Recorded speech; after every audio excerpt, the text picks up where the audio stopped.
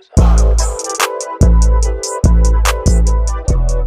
Dr. Sonia, I want to come to you because we talked, or that kind of led us into investments and the importance of like prioritizing our investments. What investment outside of your business have given you the highest return? So this is a good question, and my response is actually going to be a non-financial investment. But the biggest investment I think I've made in the journey of business ownership and entrepreneurship is investing in myself, but specifically my mindset, right? So business can be very grueling. I take the word hard out of my vocabulary because I don't want to, I guess, shape a world where like I can't do things, right? So I usually don't say hard, I usually say challenging, grueling, whatever the case is. One of the biggest lessons I had to learn in business, so a little context, I was raised by a single mom in Southwest Louisiana, and so because I was raised by a single parent, we didn't have a lot of resources, right? And a lot of those resources tended to be a lack of monetary resources. So what I learned was being raised in a household in that way was that a lot of the mindset around money was that there was a lack of money, right? There was just never enough.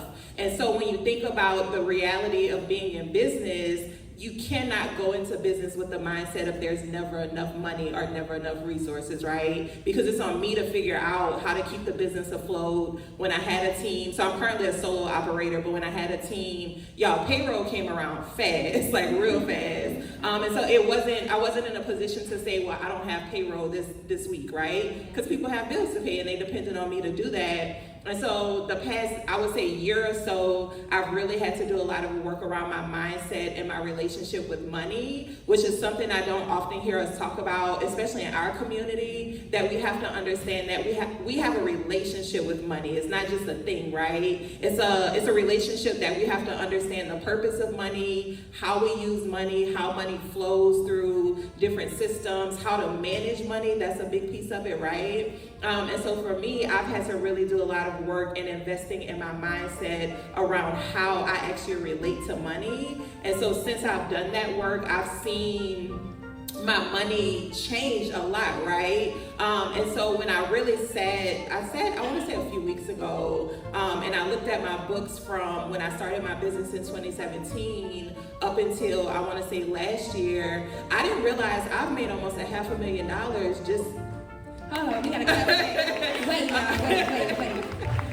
I didn't realize, right. So, and let me preface and say, y'all, I'm the first person in my bloodline to own and run a business. First generation, yes. So to be able to sit and look at my books to see 6 figures in revenue, right? Almost $500,000 of money coming into my business. And that was before I did work on my mindset and my relationship with money, right? So now that I'm in a place where I understand what the spectrum of financial management looks like, I'm in a better space to be able to steward the money that God blesses me with, right? Because it's stewardship. It's stewardship, right? And I would say that's probably the biggest investment I've made. But in terms of actual investment machines or vehicles, investing has been phenomenal for me. I did a lot of research during the pandemic about IRAs or retirement accounts, right? Because I knew I wanted to be an entrepreneur, so I knew that I didn't have a job to help me save money, so I had to figure out how to do that myself.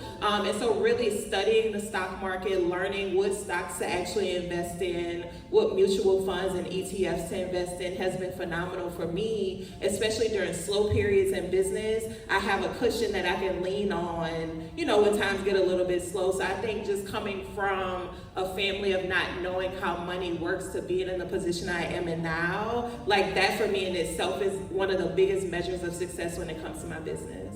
I'm gonna sit back on that. That's good, y'all. Yes. Yeah. The key takeaway from that I heard is, one, you didn't give yourself no excuses. There's no excuses in didn't play business. on your future. Right. And then second, if you don't know, get to learning it. We stroll on social media all day long. We shopping, doing things like that. Half those words, she said, financial EFT, something. I need to go learn it because I don't know it. Investing in yourself is a job, y'all. We think about everything. And then also I heard mindset. So many times, I'm very humble as I would think I am. But a lot of times you say little. Take the little out of anything that you do. Everything you do is big. Say big, y'all.